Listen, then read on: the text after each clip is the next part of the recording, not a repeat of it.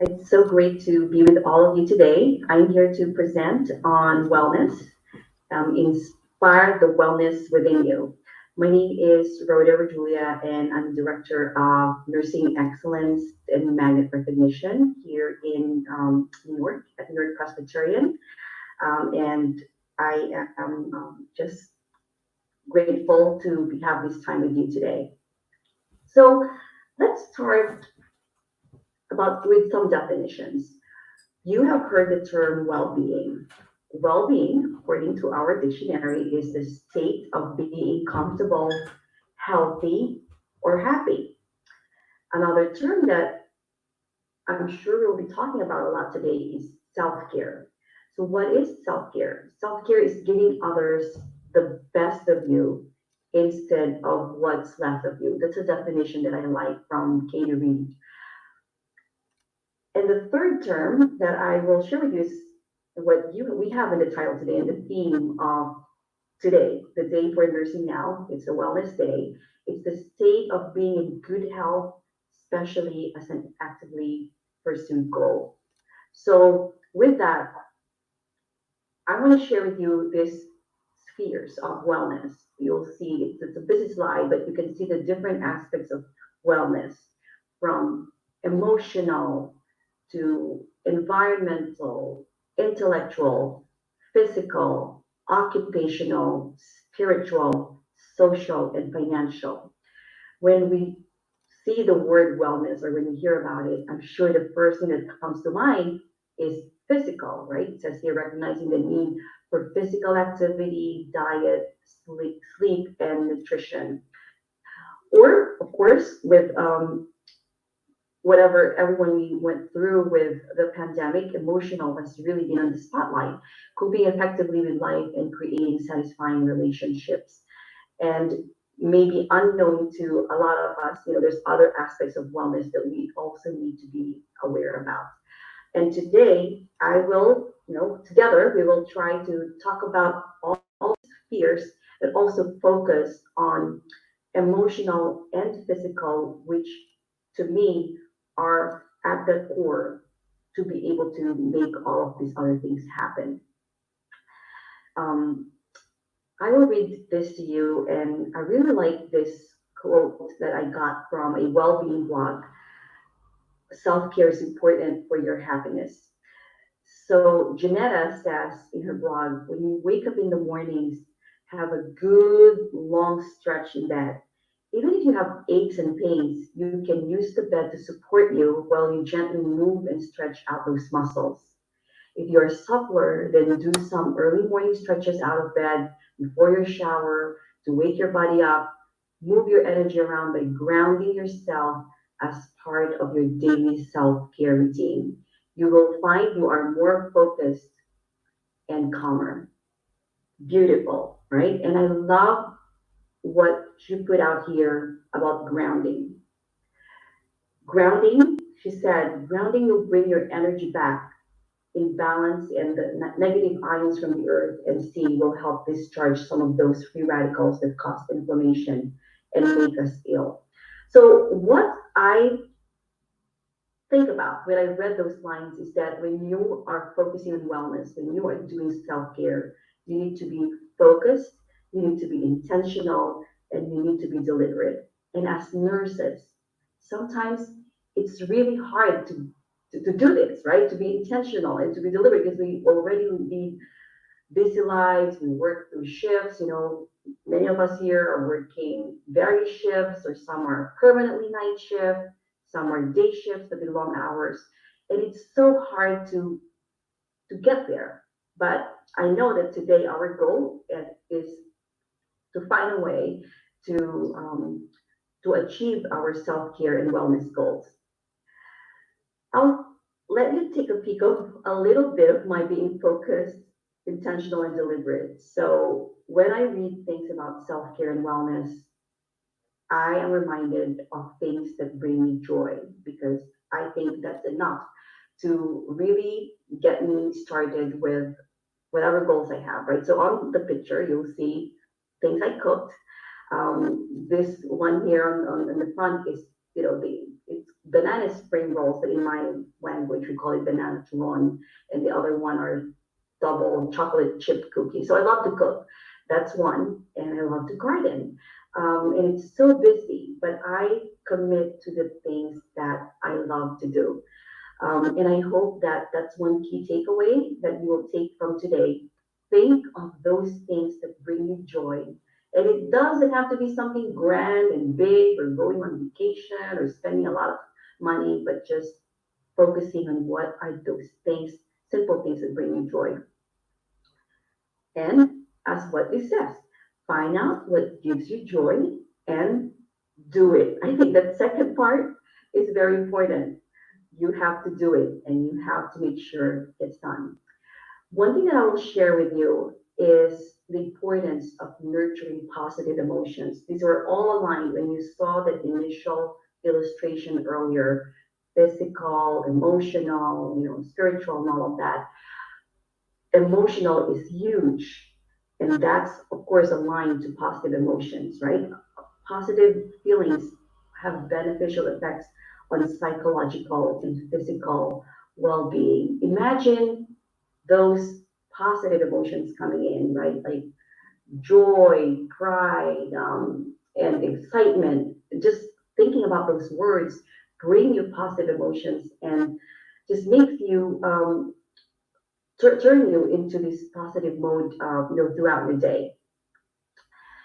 With that, I will share you a personal story.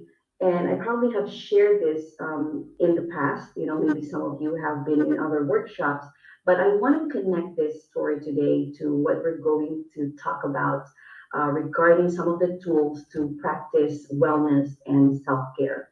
So, when I was an early career nurse, I was a young nurse, I had the opportunity to meet the oldest nurse oldest living nurse in my hometown. This was back in the Philippines. And I had the wonderful opportunity to read her memoirs. Okay, so at that time she was 96 years old, and she shared with me stories when she was caring for soldiers, wounded soldiers during the war, when she was, traveling by foot. She was walking to faraway places just to give vaccinations and assisting or actually delivering babies in their homes.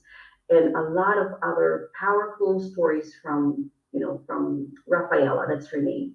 So what I took away from this experience, she had this beautiful journal, right? Memoirs of everything that she went through. And I wrote about it. I was so inspired. I wrote an essay that was published then. And that's me here. Like, that was a young me. I was probably like 23 or 24 year. And this is Rafaela. She was 96 then. And I continued to stay in contact with her whenever I could, whenever I would visit back home, and later, her family reached out to me. She was 101 when she passed away. But what she left with me was a beautiful memory and legacy of how priceless it is to capture your journey, not only your personal journey, but your professional journey. So that became, I think, now reflecting on my career, those initial seeds of inspiration, why I have then become an avid, I started to journal. I journal a lot. I journal for my personal life. I have a vacation journal. I journal when I had my baby, and when I was a new mom. And also I have, of course, my journal as a nurse, and that inspired me to do more work about it later. But I'll share that with you in a little bit. I wanted to touch on these tools that we can use and continue to talk about later today. So, have you heard about daily resilience writing? Daily resilience writing is reflecting on a daily basis on your day and just putting that into pen and paper. There are guides that are available out there for prompts on how to do daily resilience writing. But it could also just be freestyle, like you can just write how you feel and your reflection of the day. One thing that I really found helpful is the three good things exercise. Anyone of you here have heard about three good things? So Dr. Brian Sexton, who is a psychologist um, from Duke University here in the US, I had the opportunity to meet him in a patient safety leadership training at the University of Basel in Switzerland. It was patient safety. Listen to that, patient safety, but it was about this three good things exercise. What three good things is that at the end of the day, think of three good things and write it down. What are three good things that happened, to me today or happened today? Write them down. And what the second one is, like, what was my role in making it positive or good? So Dr. Sexton did research studies, a lot of research studies to show that with the three good things exercise, the overall emotional well-being of healthcare workers, including nurses and midwives, have really improved, and it has shown positive outcomes. So that's one tool, and I can share with you later more information on, like more specifics about that. And the other tool that I really love is this 25 times 3 journey to healing. If you had a very stressful, very, very stressful time at work, and one thing that would, that I would think about is a death of a patient, like someone I've been caring for who died at work, or just really, really a difficult workload that day. Researchers say that for 25 minutes for 3 days, just write, just write. I think that's related to resilience writing. Write, but use a pen and a paper, because in that way you are finding your way to healing and de-stressing. Oh, this was the three good things. So each day for at least 1 week, this was the prescription for the research study. Each day for at least 1 week, three things that went well for you today, an explanation for why they went well. And I know that the third thing is that what was your role in making it really go well. So that's that. And with that, I'll share with you that because of my commitment to wellness and self care, I created this nurse journal. So, this nurse journal is a guided journal for nurses to spark joy, positivity, and fulfillment. It contains writing prompts from reflecting on, why did you choose nursing? Or what was that best day that you had at work? Or who is the best mentor who has an influence in your life. And it has some fun things like, what did you do with your first paycheck out of being a nurse or a midwife? So it has like prompts like that, but in the end, it will help you chronicle your entire career narrative. That's one. And the second one that I will share with you is the Nurse Self Care Journal. This is a weekly guided journal that contains these prompts and a lot more, right? How have I cared for myself this week? What's one way that I can spread my light to others? What were some of the healthy eating choices I made? What stress did I experience?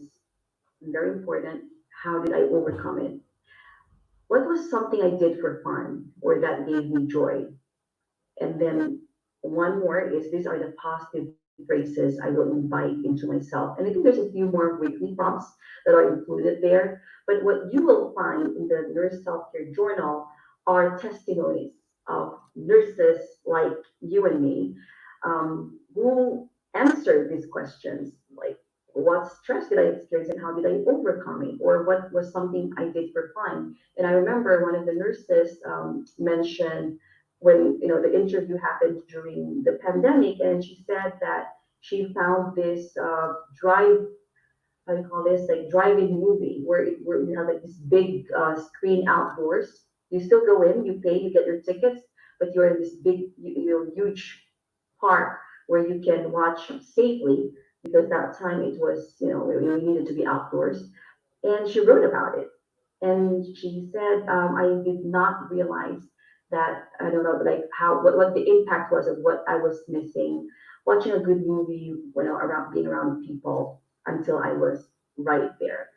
And other things, right? Even just reflecting on what were your healthy eating choices or your sleep, for that week. And I'm sharing this with you because of the benefits of journaling that I have learned throughout my own journaling journey. Journaling helps you learn from your experiences. So now I'm sure just hearing me talk right now, you are probably thinking of like, what can I write about this week, about my experience that stands out, right? It helps you learn from your experiences. I keep a work journal because I want to learn from them. Okay, that's one. And second is that as I go back, a year later or two or many years later, I said, wow, I did that, like, oh, this is what I did. So it helps you learn from your experiences, whether it is positive or constructive. Journaling helps your injuries heal faster. Well, I think this is more aligned to what we are thinking as the benefits for our patients when we are introducing them the art of journaling or the practice of journaling. And it helps you sleep better because you put all your thoughts in writing and now you can put them to bed and you can rest, right? Like this cute baby here.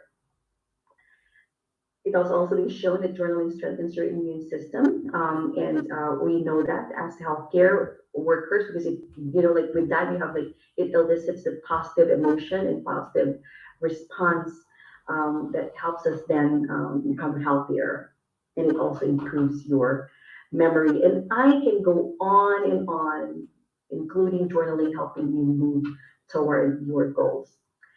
So that's journaling. And as part of my self care journey, I think I will be remiss if I will not share with you Miracle Mornings. I can pause here and ask, like, have you heard of Miracle Mornings? So, Hal Elrod is a renowned author who wrote his journey about Miracle Mornings. So, he had a really traumatic accident, multiple injuries, and had to find a way to heal and restore his functioning, his well-being, and his overall wellness. And so he then came up with this practice. It is the Savers Morning. The acronym is SAVERS. So S is for silence. So what Hal Elrod said in his book is that regardless of how much time you have, there's no prescriptive time. But if you can devote half an hour for savers, that's awesome. But if not, if you have a busy morning, then at least go through this exercise, all of them, and you will feel the difference. And I am a miracle morning practitioner. I will tell you that I've been a owl for the longest time, and I still am like, occasionally, but I have started to commit to miracle mornings. S is for silence.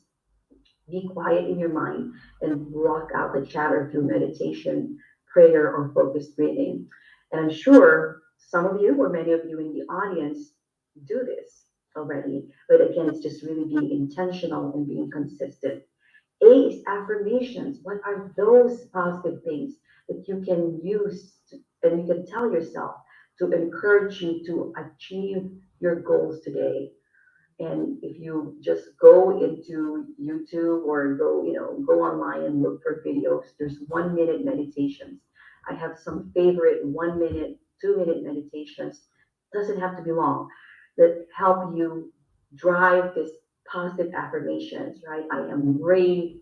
I am happy. I am forgiving. I am forgiven. Like a lot of these positive affirmations.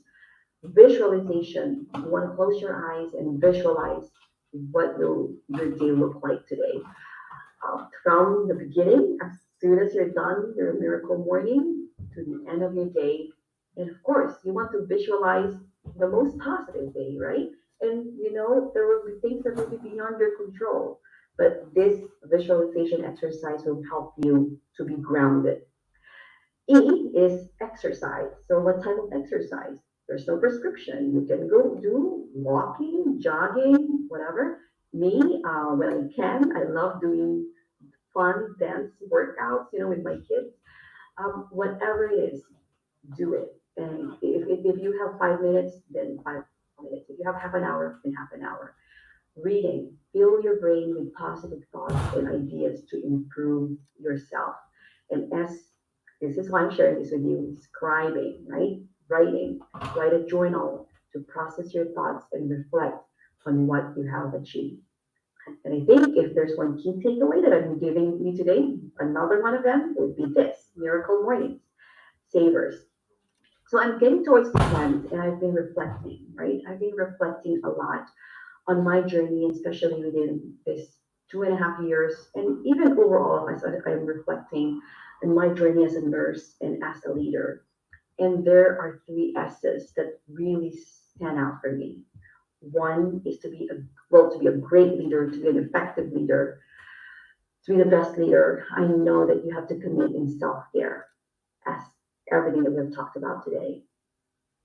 Two is selflessness. Find a way to give back, right? And being selfless in your interactions and in your aspirations, and just thinking of the other and being sensitive to their needs. And next is spirituality. More than ever, I know that we need this, especially during these trying times that we've gone through.